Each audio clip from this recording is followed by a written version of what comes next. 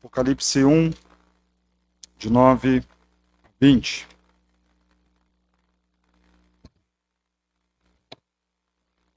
Nos diz assim a palavra de Deus: Eu, João, irmão vosso e companheiro na tribulação, no reino e na perseverança em Jesus, achei-me na ilha de Pátimos por causa da palavra de Deus e do testemunho de Jesus. Achei-me em espírito no dia do Senhor, e ouvi por detrás de mim grande voz como de trombeta, dizendo: O que vês, escreve em livro e manda às 7 igrejas: Éfeso, Esmirna, Pérgamo, Tiatira, Sardes, Filadélfia e Laodiceia. Voltei-me para ver quem falava comigo, e voltado vi 7 candeeiros de ouro, e no meio dos candeeiros um semelhante a filho de homem, com vestes talares e cingido à altura do peito com uma cinta de ouro. A sua cabeça e cabelos eram brancos como alva lã, como neve, os olhos como chama de fogo, os pés semelhante ao bronze polido, como que refinado numa fornalha, a voz como voz de muitas águas. Tinha na mão direita 7 estrelas, e da boca saía-lhe uma afiada espada de 2 gumes. O seu rosto brilhava como o sol na sua força. Quando o vi, caí a seus pés como morto. Porém, ele pôs sobre mim a mão direita, dizendo: Não temas, eu sou o primeiro e o último, aquele que vive. Estive morto, mas eis que estou vivo pelos séculos dos séculos, e tenho as chaves da morte e do inferno. Escreve, pois, as coisas que viste, e as que são, e as que hão de acontecer depois destas. Quanto ao mistério das 7 estrelas, que viste na minha mão direita, e aos 7 candeeiros de ouro, as 7 estrelas são os anjos das 7 igrejas, e os 7 candeeiros são as 7 igrejas. Oremos. Senhor, lemos a Tua palavra. Tua palavra é lâmpada para os nossos pés, é luz para os nossos caminhos. Pedimos que assim ela cumpra este propósito em nossas vidas na noite de hoje. Que mais uma vez ela ilumine as nossas decisões, as nossas emoções, a forma como pensamos, vivemos, falamos, nos portamos na sociedade. Que a Tua palavra guie o nosso caminho, aponte-nos à direção certa.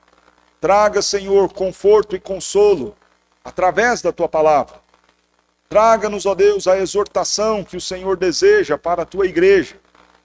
Faz-nos mais crentes, mais parecidos com Cristo Jesus. Que isso se cumpra, não pela palavra do pregador, mas por meio da Tua palavra e pela ação do Teu Santo Espírito nos corações, em nome de Cristo Jesus.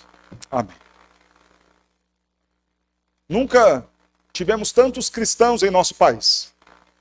E nunca tivemos tantas pessoas que se parecem tão pouco com Jesus Cristo.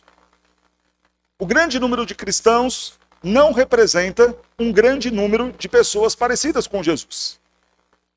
Isso é muito estranho, porque quando nós pensamos naquilo que é o cristianismo, é justamente caminhar em direção contrária ao mundo, deixando para trás a forma do velho homem, a aparência do velho homem, transformando a nossa imagem, a nossa forma de viver, de falar, de pensar, à semelhança do nosso Cristo. O apóstolo Paulo, quando escreve aos Efésios, traz-nos exatamente esta figura. Crentes que vão se despir do velho homem para assumir a imagem de Cristo. Logo, se nós temos tantos cristãos, se nós temos tantos evangélicos, por que ainda temos tão poucas pessoas parecendo-se com Cristo? Por que ainda temos crentes tão distantes da imagem do nosso Salvador? A única resposta que nos resta a esta pergunta é considerar que estes crentes não conhecem o Cristo a quem declaram, a quem proclamam, a quem dizem servir. E esta falta de conhecimento está talvez se dê porque estes estão distantes da palavra, seja na sua vida corriqueira do dia a dia, não tem vida devocional, se não tem vida devocional não leem a Bíblia, se não leem a Bíblia não conhecem a Cristo, se não conhecem a Cristo não conseguem viver o caráter de Cristo e refletir Cristo na sociedade.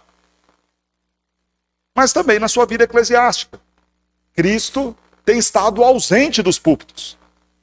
Os púlpitos têm sido tomados para serem usados como um meio para divulgar vida próspera, vida tranquila, vitórias, mas consideram todas essas coisas possíveis sem Cristo. Vai lá, você é um vencedor. Vai lá, você é alguém especial demais. E o Senhor vai te abençoar. Por quem você é. Porque você é o queridão de Deus. Quando na verdade não existe nenhum tipo de vitória em nossas vidas, se não for por meio de Cristo e nos méritos de Cristo.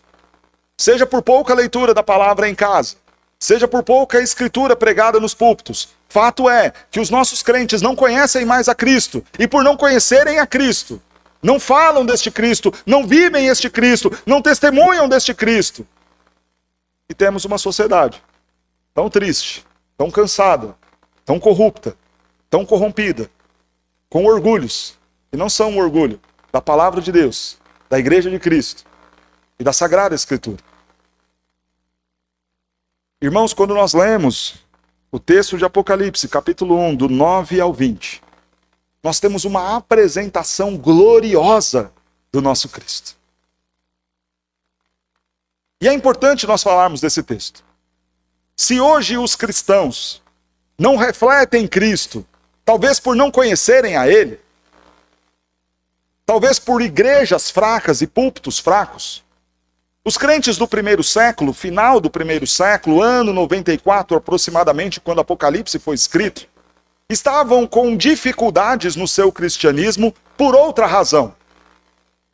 A motivação de servir a Cristo e ser perseguido por isso estava afetada. Crentes estavam testemunhando do Senhor Jesus, mas sendo perseguidos, mortos, assassinados. Como encontrar ânimo, vigor, disposição, seja para testemunhar deste Cristo, seja para viver como este Cristo quer que vivamos? Eles conheciam Cristo, mas muitos estavam em dúvida: será que de fato este Cristo está vivo? Será que de fato este Cristo ressuscitou ao terceiro dia, como os nossos líderes têm pregado? Muitos estavam duvidando. Se nós olharmos a nossa igreja, uma média de idade talvez entre os seus 30 e 40 anos, para a maioria dos que aqui estão, e considerarmos este público lá nos dias de João, nós estamos falando de pessoas que não conheceram Jesus, de ver os seus feitos ou de terem testemunhado ele ressurreto. Nós temos aqui o apóstolo João, que viu sim Jesus morto e viu Jesus ressuscitado ao terceiro dia, mas aqui com uma idade muito avançada. Ninguém aqui do nosso auditório nesse momento tem a idade, por exemplo, que João tinha naqueles dias, beirando seus 80, 90 anos. Pela graça de Deus, todos estão aqui bem novos, jovens, bastante vigor. Então imaginem que aqueles crentes estavam ouvindo o relato apostólico, ou aquilo que receberam dos apóstolos, sobre um Cristo vitorioso. Ouvindo esta mensagem: ei, varões galileus, por que vocês estão a olhar para as alturas? Este Cristo que vocês veem voltará. Muitos ouviam esta mensagem, mas não tinham visto esta cena. Estavam crendo a partir daquilo que ouviram, do testemunho de outros cristãos. E muitos já começavam a questionar: será mesmo que era verdade? Será que eles não combinaram essa história entre eles? Será mesmo que houve um homem que veio a este mundo, morreu na cruz, ressuscitou ao terceiro dia e está hoje no céu reinando com o Pai? Porque, ora, se isso for verdade, por que estes, então, que estão aqui a defender o seu nome, estão morrendo, estão sendo perseguidos, perdendo as suas casas, perdendo seus negócios, perdendo as suas famílias? Como assim? Será que de fato ele subiu aos céus e está lá reinando e governando? Aqueles descrentes estavam deixando de testemunhar de Cristo Jesus e viver o cristianismo, porque começavam a duvidar se de fato o Senhor Jesus Cristo estava vivo. Por isso, quando Jesus se apresenta a João, a forma como João vai vê-lo e descrever aqui, não é à toa. Ela é gloriosa. Ela talvez seja a descrição mais bela sobre o meu Cristo e o seu Cristo que nós temos na Escritura. E se você prestou atenção, nós cantamos sobre Cristo no hino 47. Louvamos-te, ó Deus, pelo dom de Jesus, que foi morto, mas vive no reino da luz. Nós cantamos sobre Cristo nas 3 músicas que acabamos de entoar e louvar a Deus. Cristo, tu és o meu refúgio, eu coloco a minha confiança em ti eu tenho esperança, em ti eu tenho vida, em ti eu tenho um futuro. Nós cantamos deste Cristo e dissemos que não há nome sobre qualquer outro nome a não ser o nome de Cristo Jesus. Nós cantamos que este Cristo tem poder para salvar. E este texto fala para nós sobre quem é o nosso Cristo. Quem é o nosso Cristo? Primeiramente, ele é aquele que vem ao nosso encontro. O nosso texto começa dizendo assim: eu, João, irmão vosso e companheiro na tribulação, no reino e na perseverança, em Jesus. Achei-me na ilha de Patmos, por causa da palavra de Deus e do testemunho de Jesus. João se apresenta. Fala que será ele o portador da mensagem deste Cristo, que vivo está e falará com a sua igreja. A forma como João se apresenta aqui é interessante. Ele é líder, e sendo bem honesto, é o maior líder da igreja neste momento. É o único apóstolo vivo. Considerando liderança, o único que tinha testemunhado todos os feitos de Jesus. E talvez, naquela altura, fosse o último homem vivo que testemunhou o ministério de Cristo. Não havia autoridade maior do que João naquele momento, diante da igreja. E ele vai escrever para esta igreja, mas se apresentando como irmão vosso. Em dias em que pastores reivindicam a postulação de bispos, apóstolos, querem os títulos, querem aparecer nas divulgações, nas placas, nas imagens, querem ter muitos seguidores no seu canal do YouTube, no seu Instagram. Em dias de líderes tão vaidosos, aprendemos com João uma liderança humilde. Aquele que era o maior líder da igreja, escreve dizendo: irmão vosso, companheiro na tribulação. Ele não coloca João, o apóstolo, João, o presbítero, João, o pastor, João, o irmão e companheiro de vocês. A dor que chegou a vocês também chega a mim, porque eu sou o companheiro na tribulação. Não é vocês sofrem para procurar vaga no estacionamento e a minha vaga está reservada ali. Não é vocês sofrem numa cadeira de plástico e há um trono aveludado para a figura pastoral e sua esposa. Não é vocês ralam e contribuem e eu vou e desfruto. Não é assim que João se apresenta. Ele se apresenta como irmão e como companheiro de tribulação. Nós falamos disso quando pregamos Tito aqui. O líder não é aquele que se favorece da igreja. É aquele que serve à igreja e sofre pela igreja. Qualquer liderança que olha para a igreja como meio para seu próprio benefício, está escarnecendo do Cristo que se humilhou e abriu mão da sua glória para vir servir as suas ovelhas. João entende isso. João teve a revelação do próprio Cristo mais uma vez. E na hora de escrever, ele não demonstra nenhuma soberba. Alguém mais poderoso, mais crente, mais santo, mais íntimo ao ponto de ser visitado pelo Senhor, não. O irmão, companheiro, na tribulação, no reino, a luta, mas no trabalho do reino. Alguém que está junto. Vão vocês, eu estou aqui. Não. Eu sofro com vocês e trabalho com vocês. E em fidelidade, na perseverança. Sejam vocês santos, eu faço tudo errado. Não é essa a proposta de liderança de João. Também eu estou perseverando na fidelidade a este Cristo juntamente com vocês. Mas veja que tudo isso só é possível para João. Esta humildade de um grande líder, porque ele está em Jesus. Perseverante na luta, no trabalho, irmão com vocês, mas tudo isso possível apenas em Cristo Jesus, por meio de Cristo Jesus, através de Cristo Jesus, porque não há liderança cristã, não há liderança bíblica, não há pastoreio do rebanho, se não for por meio de Cristo Jesus. Se Cristo Jesus não for o pastor desta igreja, de nada adianta o Jonatas, de nada adianta o Daniel, ou qualquer outro que se ponha para liderar este povo. Se Cristo não liderar o nosso conselho, se Cristo não liderar os nossos pastores, se Cristo não for exaltado em nossos cultos, então isso não é igreja. Em Cristo Jesus, irmão, companheiro, na luta, no trabalho do reino e na perseverança e fidelidade. Tudo isso em Cristo Jesus. João é humilde, mas João nesse momento é o prisioneiro. Prisioneiro na ilha de Patmos, uma ilha lá no Mar Egeu, para onde Roma enviava os presos.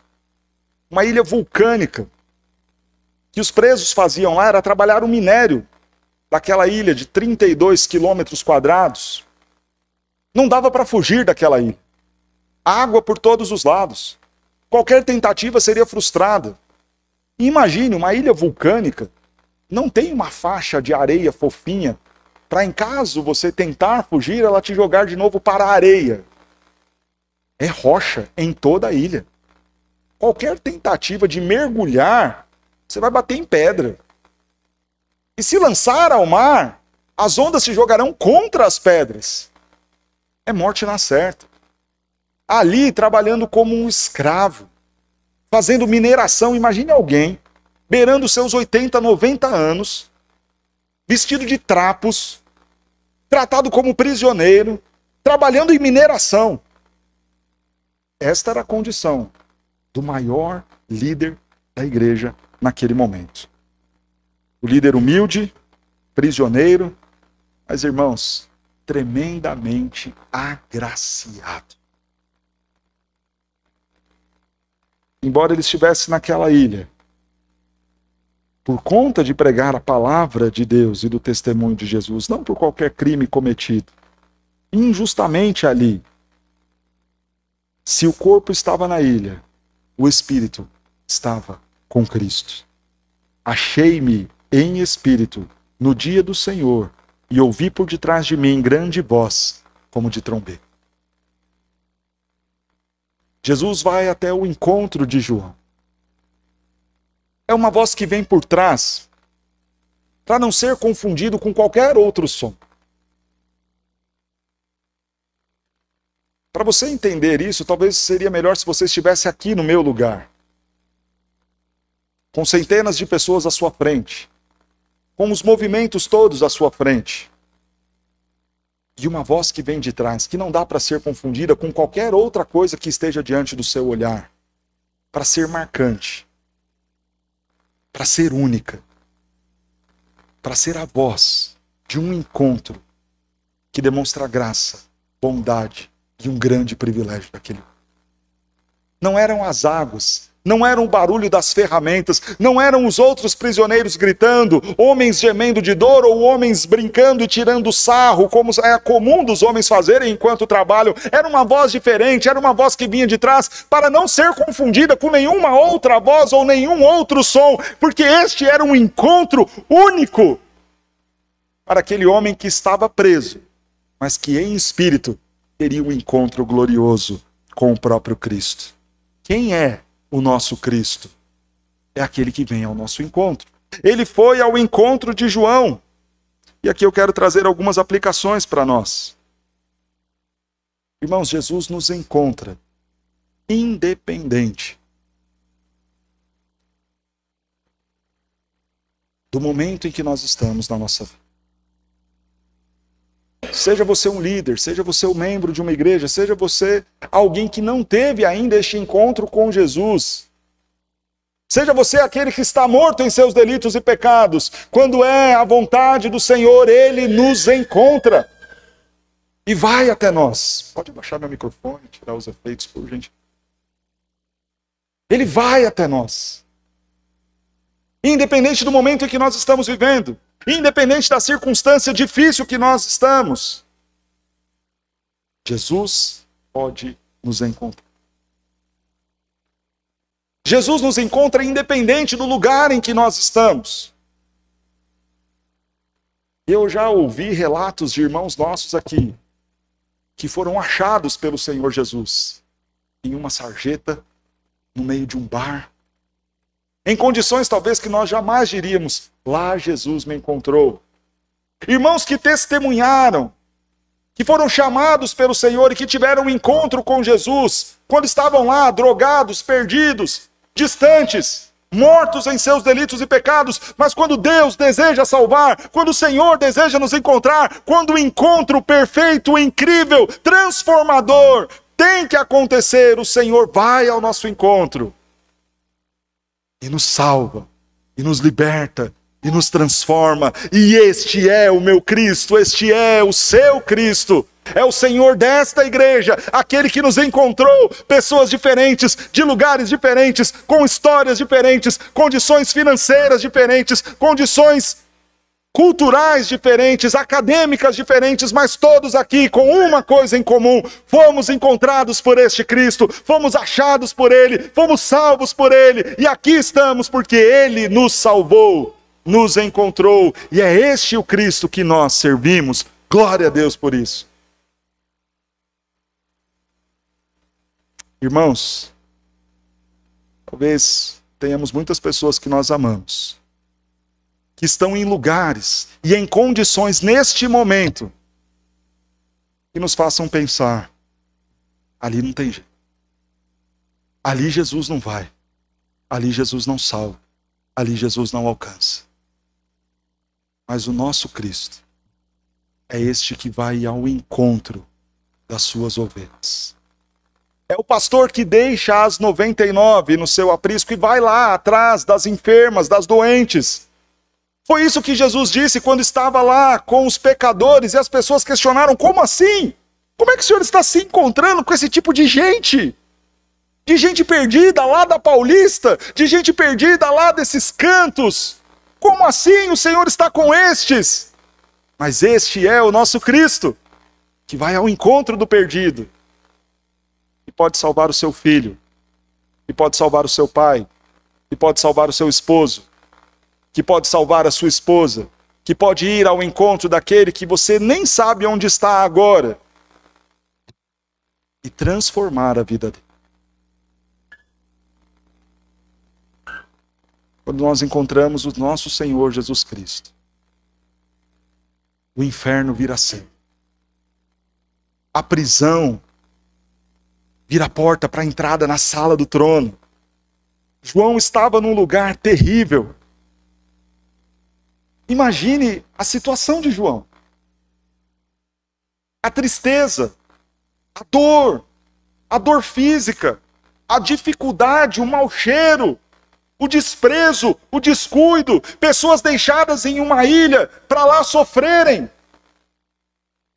Mas se nós estamos com o Senhor Jesus, temos um encontro que nos tira de um cenário de trevas e nos põe em um cenário de luz e glória. Este é o nosso Cristo, o Cristo que nos encontra. Qual é o lugar em que você está hoje? Qual é o cenário triste em que você se encontra hoje? Nosso Cristo quer te encontrar e quer mudar a sua circunstância e a sua situação. Creia nele. Creia em Cristo Jesus. Talvez no seu coração haja dúvida ainda. Será que é verdade? Será que este Cristo de fato existe? Creia em Cristo Jesus. Um encontro com ele pode mudar completamente a sua vida. Quem é o nosso Cristo? É aquele que se revela a nós. Ele não apenas nos encontra, mas ele também se revela. a nós. Nos permite conhecê-lo, vê-lo, sermos salvos por ele. A partir do verso de número 12, nós teremos uma descrição, uma revelação de quem é o nosso Cristo. E veja como é bela a forma como a Sagrada Escritura nos apresenta o nosso Senhor. E quem é o nosso Cristo? Ele é aquele que se revela a nós em uma visão gloriosa. Primeiramente, a voz deste Cristo. O verso 10 já havia nos dito que a sua voz, esta voz por detrás de mim, era uma grande voz como de trombeta. E o verso 15 nos diz: a voz é como voz de muitas águas. Quando nós vemos o Senhor tendo destacado a sua voz, mostra-nos o ofício profético do nosso Cristo. Ele é aquele que falou e continua a falar. Ele é o Verbo de Deus. Ele é o Verbo encarnado, a palavra encarnada. É a voz que fala aos nossos corações, que dá ordem às tempestades e acalma as nossas vidas. A voz profética do Senhor continua a falar. O Senhor Jesus continua a falar aos nossos corações, a consolar os seus, a chamar a nossa atenção. Ele é, por excelência, o maior de todos os profetas. Anunciado lá no Antigo Testamento, em Deuteronômio 34, haverá um maior do que Moisés.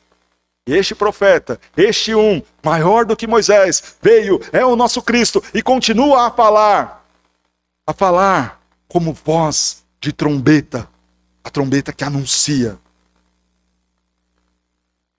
vitória, que anuncia salvação, mas que também anuncia juízo. A voz do Senhor Jesus continua a falar e a anunciar. Há tempo de salvação, e é chegado também o dia do juízo. E profeticamente esta voz ecoa por meio da igreja, dos representantes de Cristo. É como voz de muitas águas. E as muitas águas podem representar a limpeza que muitas águas trazem, tal qual a palavra do Senhor que limpa os nossos corações, que tira todo e qualquer tipo de sujeira.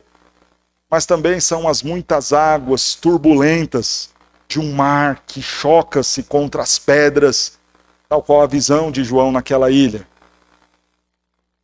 A voz que anuncia o juízo, a voz que adverte o nosso pecado, a voz que chama a sua atenção e grita alto, como voz de nenhum outro homem. Uma voz que é irresistível. Não dá para resistir ao chamado de Cristo Jesus. Quando ele deseja salvar, ele chama e salva. É voz como de trombeta, voz como de muitas águas. Voltei-me para ver quem falava comigo, verso 12. Voltado, vi 7 candeeiros de ouro, e no meio dos candeeiros, um semelhante a filho de homem. Jesus foi assunto aos céus, mas continua sendo homem. O Verbo que se fez carne. Contra aqueles que diziam que não. Ele não se compadeceu ao ponto de vir humanamente e sofrer como nós sofremos. Ele não veio humanamente e foi para uma cruz. Não, ele é Deus, ele não vai fazer isso não. Este nosso Deus se compadeceu de nós ao ponto de vir a este mundo encarnado, tomar esta forma. Ele abriu mão da sua glória e semelhante a um homem se esvaziou. Semelhante a filho do homem.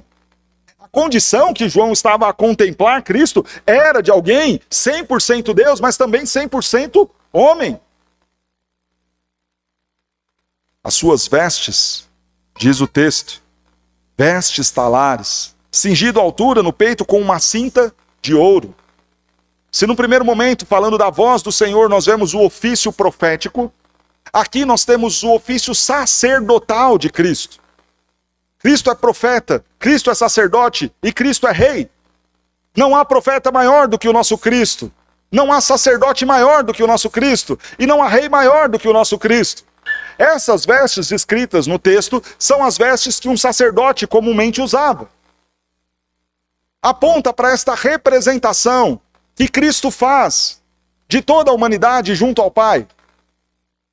Ele pode nos representar porque é 100% homem. Eis aqui um homem que representa os demais. E ele é este sacerdote aceito porque é santo e plenamente santo. A honraria das vestes sacerdotais se encaixa perfeitamente no Senhor Jesus, porque ele é o sacerdote santo que nenhum outro foi e conseguiu ser. A sua cabeça e cabelos são brancos, eram brancos como alva lã, como neve os olhos, como chama de fogo. Daniel capítulo 7, verso 9, nos fala de uma descrição semelhante.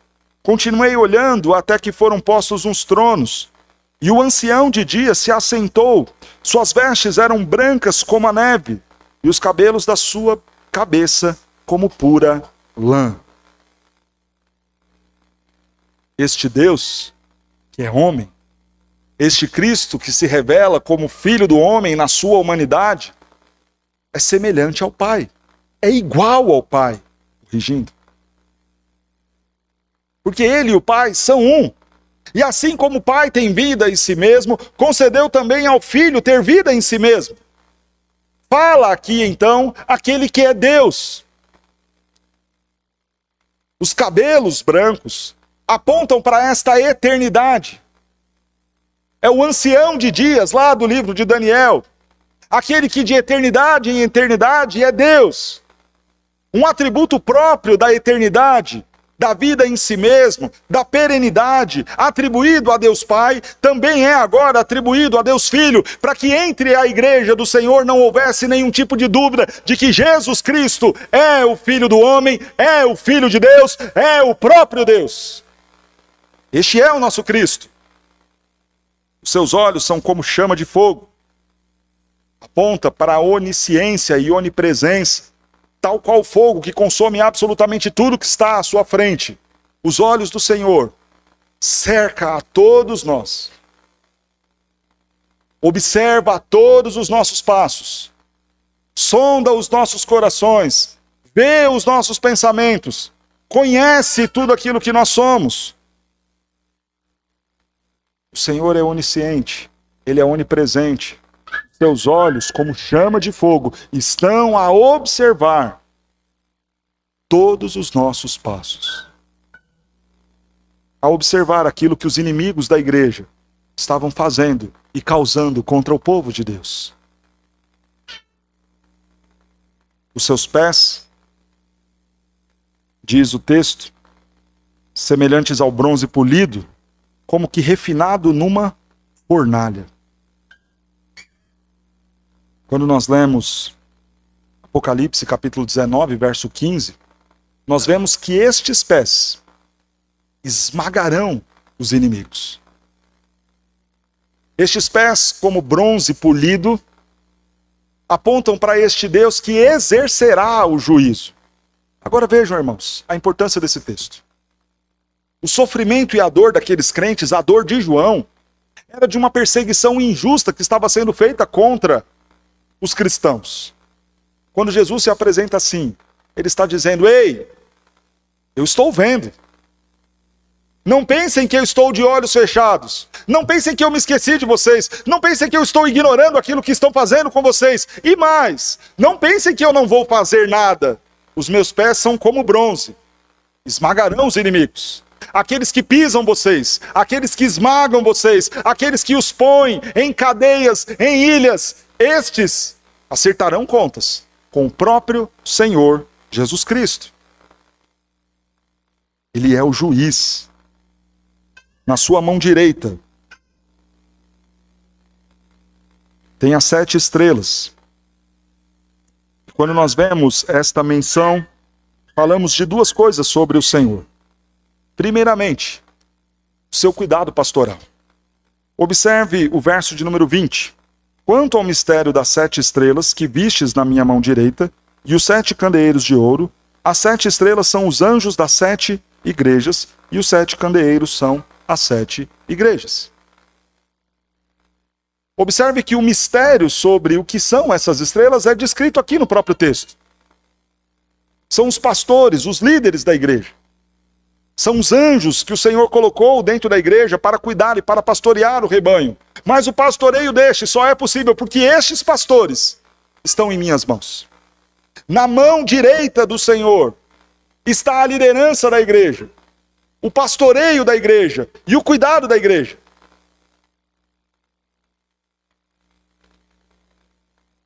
Nós temos aqui, irmãos, uma mensagem de consolo muito bela. João é líder e pastor desta igreja. E veja o que nos diz o verso de número 17 do nosso texto. Quando o vi, caí a seus pés como morto. Porém, ele pôs sobre mim a mão direita, dizendo: não temas, eu sou o primeiro e o último. João desolado cai como morto.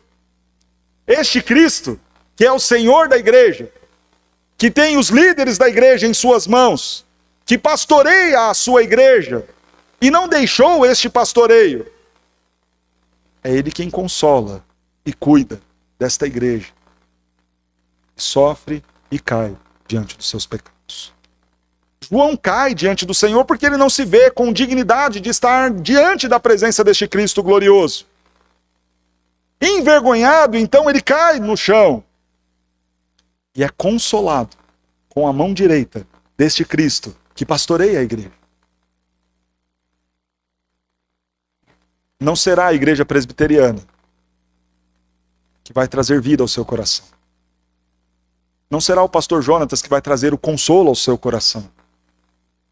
Será o próprio Senhor Jesus Cristo. O pastor, a igreja, os presbíteros, sendo uma igreja santa, estão nas mãos de Cristo Jesus. E é Ele quem consola, é Ele quem exorta, é Ele quem anima, é Ele quem pastoreia. Que Cristo Jesus seja o pastor da igreja presbiteriana dos IPs. Que Cristo Jesus seja o seu pastor. Que Cristo Jesus coloque a mão direita sobre você, que está cansado, está caído, te levante e te ponha em pé e restaure a sua alegria e restaure a sua condição diante de Deus. E Cristo Jesus, aquele que governa a sua igreja, faça isso conosco. Representa o cuidado pastoral, mas representa também o governo absoluto. Todo o governo está debaixo das mãos do Deus que age. Quem está no trono? Cristo Jesus. Quem é o rei? Cristo Jesus. Quem governa? Cristo Jesus. E ele sabe o que está fazendo. A mão direita dele está as 7 estrelas. Está o governo de todas as coisas. Ele é a autoridade máxima sobre a igreja. E diz o verso 18: estive morto, mas eis que estou vivo pelos séculos dos séculos e tenho as chaves da morte e do inferno. Irmãos, preste atenção nisso. Qual era a dor daqueles crentes? Perderem os seus. Perderem os seus para um império cruel. O Império Romano. Passava pela cabeça de muitos crentes que Jesus havia os esquecido. Que este rei da igreja não estava reinando sobre eles. Que os seus entes queridos estavam sendo mortos e assassinados por aqueles que estavam no governo. E este Cristo vem e se apresenta e fala: negativo. Quem disse que é assim? Quem governa sobre os meus sou eu mesmo. Eu sou o pastor e sou a autoridade máxima sobre vocês. E tenho vocês na palma da minha mão. E na mensagem dita a cada uma das igrejas, eu estou no meio de vocês e conheço as obras de vocês. E de forma última, saibam que até mesmo a morte dos seus é governada por mim. Eu tenho as chaves da morte e do inferno. Não é Roma que está tirando a vida de vocês. Sou eu mesmo. O governo passa por mim. A autoridade passa por mim. Ninguém nasce ou morre sem a permissão, sem a vontade e sem o decreto do Rei dos Reis e Senhor dos Senhores. Se a igreja do Senhor estava sendo perseguida, o Senhor sabia o que estava fazendo com os seus. Enterrados na terra. vivos na glória. Choro na terra, alegria nos céus. Cristo é o Senhor da igreja e sabe o que faz com os seus. Quem morreu está com Cristo. Aqueles que creram. E morreram porque Cristo assim quis. E é Ele, tão somente Ele, que tem as chaves da morte em suas mãos. E é Ele, tão somente Ele, que tem as chaves do inferno em suas mãos. Salva a quem quer, condena a quem quer. Porque é Ele quem está no governo. Não se esqueça disso. E não duvide do reinado de Cristo sobre todas as coisas. A sua boca, diz o texto,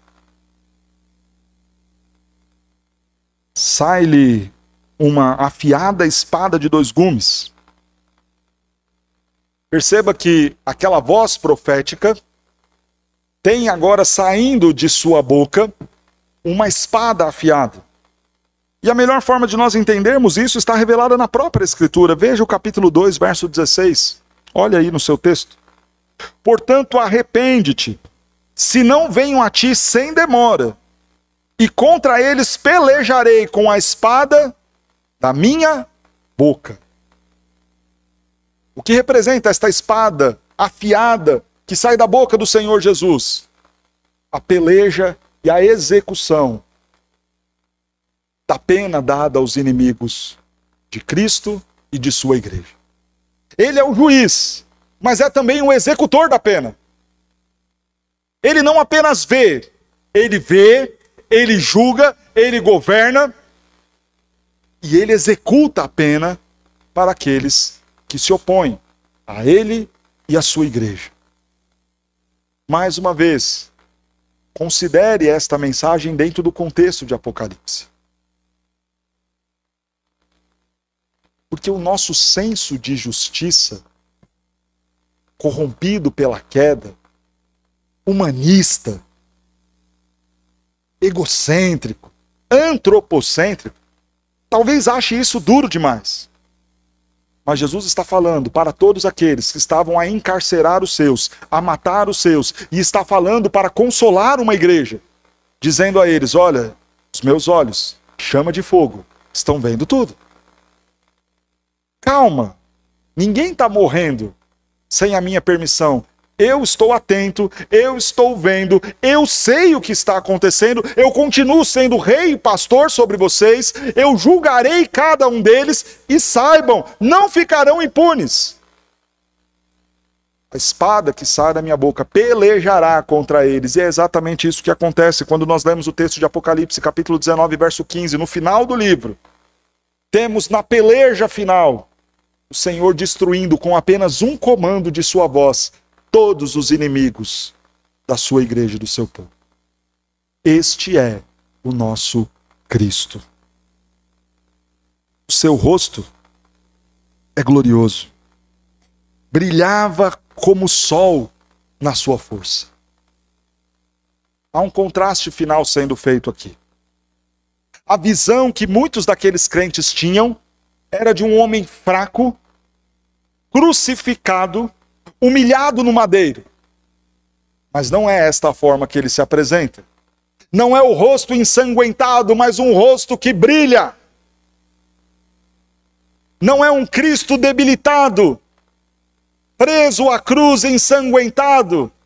É aquele que apresenta-se como rei, vitorioso e glorioso. Este é o nosso Cristo. Qual será a nossa atitude diante deste Cristo que se revelou em glória para nós? Só há uma atitude justa, a mesma que João teve no verso 17. Quando o vi, caí a seus pés como morto. Você foi apresentado a Cristo. Não vai se curvar a Ele? Não vai se render a Ele? Este é o Cristo que hoje governa sobre tudo e todas as coisas. Vai continuar conduzindo a sua vida do seu jeito, ao seu modo, da sua maneira? Vai continuar tomando decisões, tocando o seu casamento, tocando a sua vida, educando seus filhos, como se ele não existisse, não governasse, não reinasse, não tivesse olhos que observam a tudo? Vai continuar vivendo essa vida medíocre? Essa vida distante, sem intimidade, sem comunhão com este Cristo? Ou vai se render a Ele, se lançar diante dele envergonhado pelos seus pecados, profundamente quebrantado diante deste Cristo glorioso e falando: Senhor, eis-me aqui, salva-me, eis-me aqui, transforma-me, Senhor, eis-me aqui, governe sobre a minha vida, sobre o meu lar, sobre a minha profissão, sobre os meus pensamentos, sobre tudo que eu sou. Ah, Senhor, diante de tanta glória, diante de tanta grandeza, não posso continuar em pé, não posso continuar orgulhoso, não posso continuar soberbo com a vaidade do meu coração, vivendo como se ele não existisse. Preciso me curvar, adorar, render culto, servir, me dispor a ter comunhão com este Cristo. Irmãos, a apatia espiritual que abate a sua vida é resultado de alguém que ainda não se curvou diante da visão gloriosa deste Cristo. Talvez você diga que a culpa é dos outros. É da sua família que não te apoia, é dos jovens da igreja, é das irmãs que não te cumprimentaram, é de um presbítero ou de um pastor que não te deu atenção, é de uma igreja A ou B que se desviou e aí você diz que não, eu estou triste, eu estou desanimado, eu estou cansado, eu não quero mais saber. Culpa deles, culpa dos outros. Não! Cristo continua a se colocar diante de você, se apresentando em glória. O problema é que os seus joelhos não se dobram, a sua vida não se curva diante deste Cristo, você não se humilha diante dele falando: Senhor, eu não posso, eu não consigo. Sem ti, eu nada posso fazer. Venha sobre mim, governe sobre mim, lidere a minha vida. É porque você ainda não se dispôs a ser um súdito deste rei. O rei está na sala e você continua em pé querendo governar a sua vida do seu jeito, ao seu modo. Você não se curva e não se rende para ser governado por ele. Deixe o Senhor governar a sua agenda. Ele é o mais importante. Pare de viver os seus compromissos como sendo estes maiores do que os compromissos de Deus para você. Pare de ocupar o seu tempo com tudo aquilo que é menor ou menos importante do que o nosso Cristo. Comece a vê-lo como de fato a coisa mais importante para você seguir, viver e buscar. Quando isso acontece, quando nós caímos diante desse Cristo, não há nada que ele nos peça que seja pesado demais. A vigília, a oração, a vida devocional, a leitura constante da palavra, o vir à escola dominical, o contribuir com os nossos dízimos e ofertas, o estender a mão ao pobre necessitado, tudo isso passa a ser facilmente cumprido quando nós entendemos que quem reina sobre nós é este Cristo glorioso. Talvez você ainda não fez nada disso, porque não se viu diante deste Cristo, ou se pelo menos foi apresentado a ele, ainda não teve coragem de cair aos seus pés. Quem é o nosso Cristo? É aquele que vem ao nosso encontro, é aquele que se revela a nós. Por último, é aquele que nos envia. O verso de número 11 nos diz: o que vês? Escreve em livro e manda às 7 igrejas. Não farei nenhum comentário das igrejas, porque nós veremos cada uma delas a partir da semana que vem. O verso de número 19. Escreve, pois, as coisas que viste, e as que são, e as que hão de acontecer depois destas. Este Cristo que nos encontra, que se revela, envia a sua igreja. Irmãos, nós não fomos achados pelo Senhor para viver uma vida sem propósito. Nós não tivemos um encontro glorioso com este Cristo para continuarmos calados, mas para escrever ao mundo sobre este Cristo e anunciar ao mundo aquilo que nós vimos. Talvez você se pergunte, mas por que eu? Por que o Senhor deseja fazer isto desta forma? Observe o verso de número 12. Voltei-me para ver quem falava comigo, e voltado vi 7 candeeiros de ouro, e no meio dos candeeiros um semelhante a filho do homem. Irmãos, Cristo é visto por meio da sua igreja. Quem são os candeeiros? Diz o texto, a igreja. E quando João vai olhar para trás, voltar-se para trás, o que ele vê primeiro? Cristo ou a igreja? A igreja. E como ele vê Cristo? No meio da igreja. Sabe como as pessoas conhecerão a Cristo e verão a Cristo? Por meio da igreja. Cristo quer ser visto pelo mundo por meio da sua vida, por meio da minha vida. Os seus filhos verão a Cristo por meio da sua vida. Os seus parentes não crentes verão a Cristo por meio da sua vida. O nosso bairro verá a Cristo e conhecerá a Cristo por meio da nossa igreja. Porque nós somos os instrumentos de Deus, usados para testemunhar, falar de Cristo e torná-lo conhecido a todo mundo e a todas as nações. Por isso, este Cristo que nos chama, este Cristo que se revela, também é o Cristo que nos envia e diz: vão, sejam vocês as minhas testemunhas, tanto em Jerusalém como em toda a Judéia, Samaria e até os confins da terra. Precisamos falar de Cristo, revelar a Cristo e mostrar a Cristo por meio do nosso comportamento. Como assim somos tantos cristãos e ainda estamos em um país tão perdido? A resposta, a questionada lá no início do sermão, é respondida aqui. Ainda somos isso, porque não temos mais Cristo em nós, nas igrejas, para que as igrejas e os crentes mostrem, revelem e manifestem Cristo ao mundo. Cristo deseja ser visto.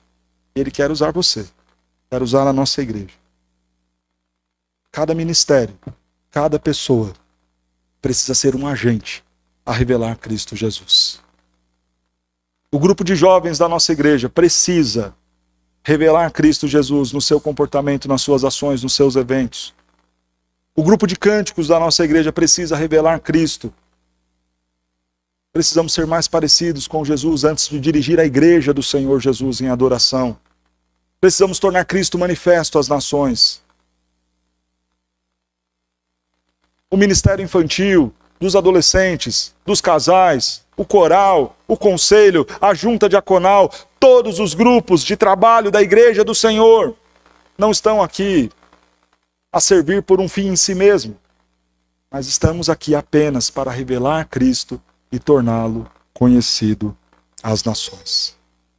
Você não está lá no seu emprego apenas para ganhar dinheiro. Você não foi colocado ali apenas para ser mais um. Você está ali para tornar Cristo conhecido, para que quando esta voz gritar e falar, e essas pessoas se virarem para trás, elas olharem para mim, olharem para você, olharem para a nossa igreja e verem Cristo Jesus revelado em nós. Quem é o nosso Cristo? É aquele que veio e vem ao nosso encontro. Independente da circunstância, independente do quão sujo, perdido, cansado nós estejamos, Cristo ainda vem ao nosso encontro. Quem é o nosso Cristo?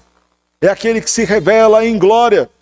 Ele continua no trono, ele continua sendo Deus, ele continua sendo juiz, ele continua sendo profeta, sendo sacerdote e sendo o Rei dos Reis.